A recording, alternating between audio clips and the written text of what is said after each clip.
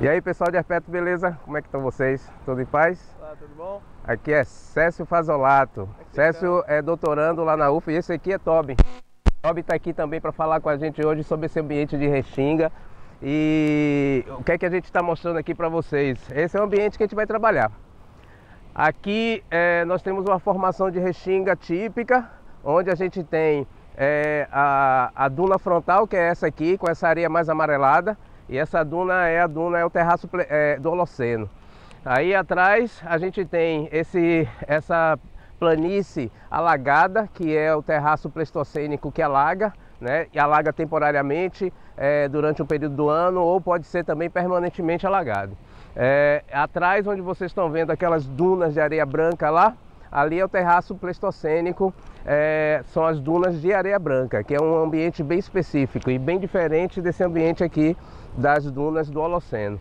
E seguindo para o interior do continente, aí a gente tem o início da formação de Mata Atlântica, quando é em contato com a Mata Atlântica ou em contato com a Caatinga, que é o caso aqui, né? Cécio, ele é doutorando na UFBA e ele vai falar para a gente um pouquinho como que ele entende, como que se deu a irradiação da herpetofauna para a Restinga, né? Como é que esses animais surgiram aqui e como é que eles estão hoje.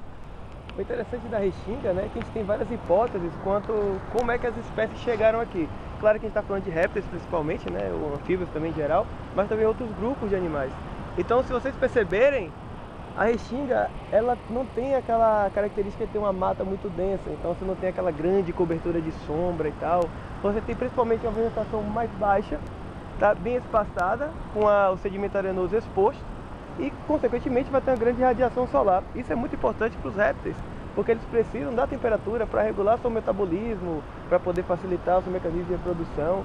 Então, onde você tem um ambiente o qual tem uma melhor benefício para que ele chegue ao seu fitness ecológico, obviamente eles vão ocupar aquele espaço de forma muito mais presente. Claro que a gente está falando isso dentro de um aspecto de milhares até milhões de anos, mas principalmente nos últimos milhares de anos, em que a gente tem variações do clima, consequentemente você tem o mar variando em cima disso, e o que a gente discute de uma forma bem objetiva com a teoria dos refúgios é que no período específico do período quaternário, a gente tem a cobertura florestal, a gente fala a nível continental, ela diminui, tá? Ficando cada vez mais uma área muito mais exposta. Isso foi o ponto inicial para que, associado a essa diminuição da cobertura florestal e o recuo do mar, esses grupos herpetofauna, ele começa a distribuir mais.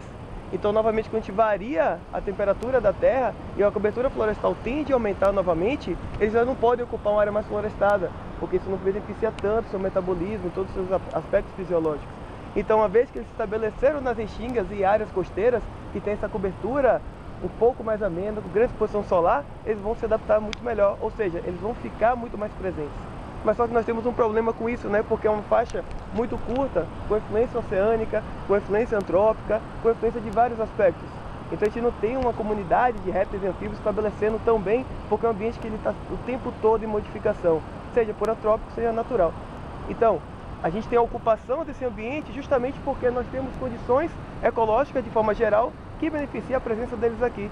No aspecto de anfíbios, essas regiões mais úmidas, por estar no nível do mar, uma região muito mais próxima do mar, o lençol freático, ele acaba tendo influência muito grande nessas funções, né?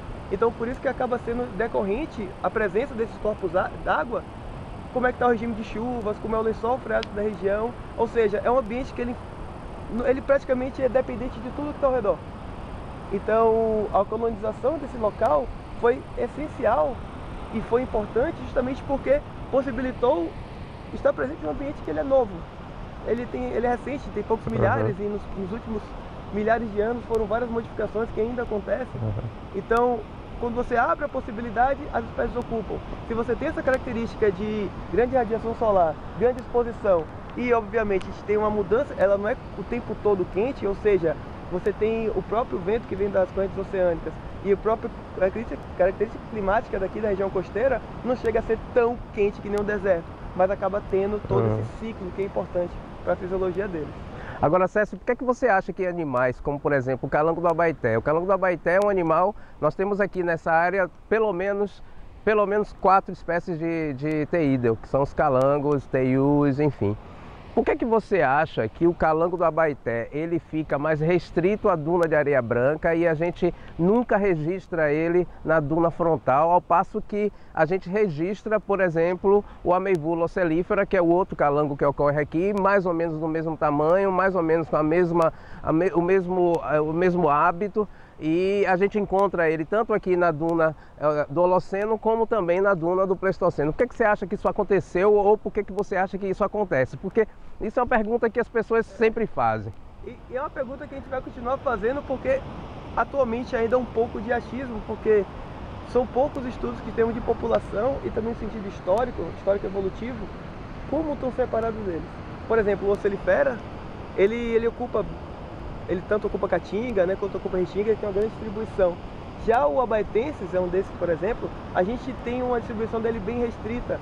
Então, alguns aspectos sobre como ele ocupou e por que ele está lá e o que está limitando a população, a gente ainda está pesquisando. Então, acreditamos que tem uma associação com sedimento holocênico, sedimento pleistocênico. Por algum motivo, eles só estão ocupando regiões que seriam mais antigas, né?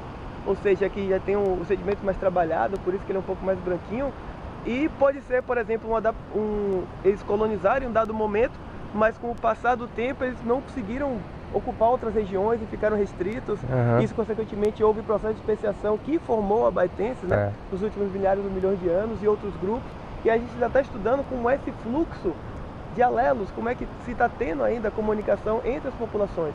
Ou seja, o tempo todo, espécies que são melhor adaptadas às variações do clima, variações ecológicas, e outras que não são tão, que acabam ficando mais restritas, e aí temos um problema, que depende do que seria esse problema. Naturalmente elas poderiam desaparecer, mas a gente está acentuando cada vez mais isso.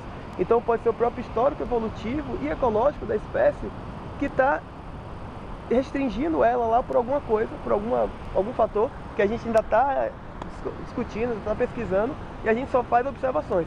O motivo ainda a gente tem só algumas suposições muito por alto, mas esse é o bom, né? A curiosidade é que faz a gente buscar a informação. A única certeza que a gente tem é que o calango do Abaeté não usa essa faixa de duna frontal, né? Essa é a única certeza que a gente tem e isso aí é fato, né? E a gente vai manter nossos estudos para conseguir solucionar. Bom, gente, mais ou menos isso aí que a gente tinha para falar para vocês, né?